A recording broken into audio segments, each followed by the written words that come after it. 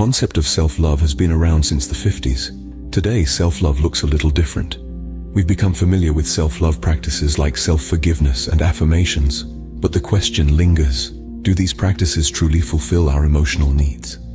The concept of love in the modern world has a lot of contradictions with technology. We've brought ourselves closer together than ever before, yet people are lonelier than ever. Sometimes, as we become separated from friends and family, we rely on ourselves to feel loved. But can self-love be enough? How love has changed. The friends and partners we end up with have always depended on the communities we are part of. This hasn't changed with technology, but the problems that we encounter are different. The game of love has changed in some ways. We are forced to be contradictory. If we want to prove that we love ourselves, we might post a picture of ourselves on Instagram, which in turn feeds us the external validation of others. This raises the question: if we love ourselves, why do we need external validation? Experimental psychologist Elizabeth Gallinari asked that same question.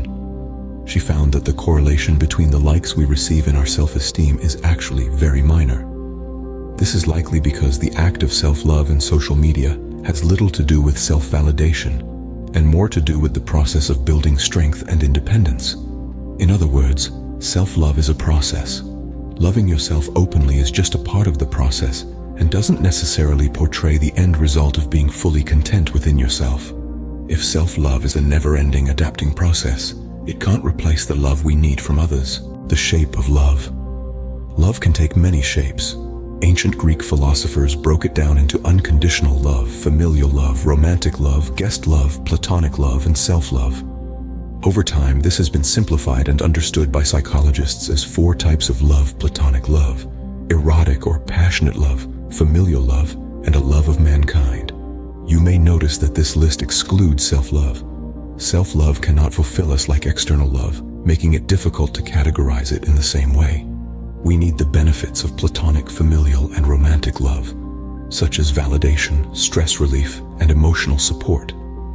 Clearly, external love comes with a lot of benefits, but as those of us who do feel lonely or worry about being loved know, sometimes all we really need is a loving hug, and that can come from many loved ones.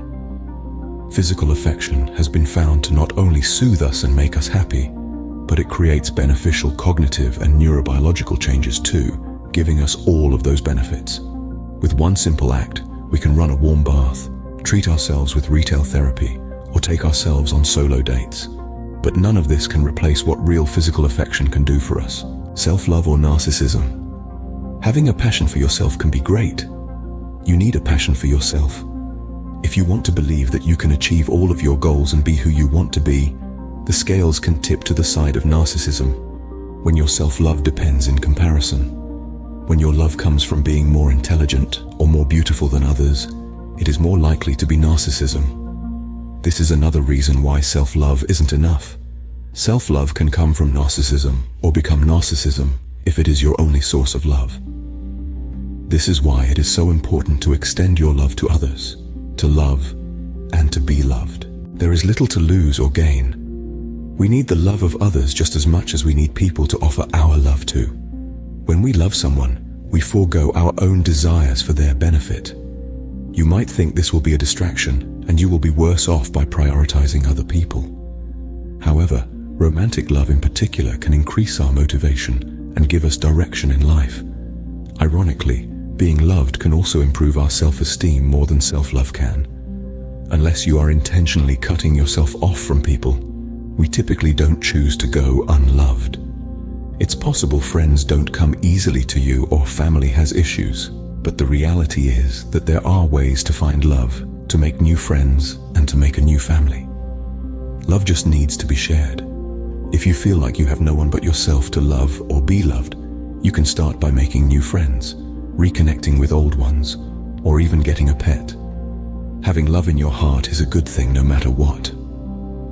If we're going to look after ourselves, we need to share our love with others. If this video taught you something new or gave you something to think about, leave a like and subscribe to go for more videos like this. You've got this.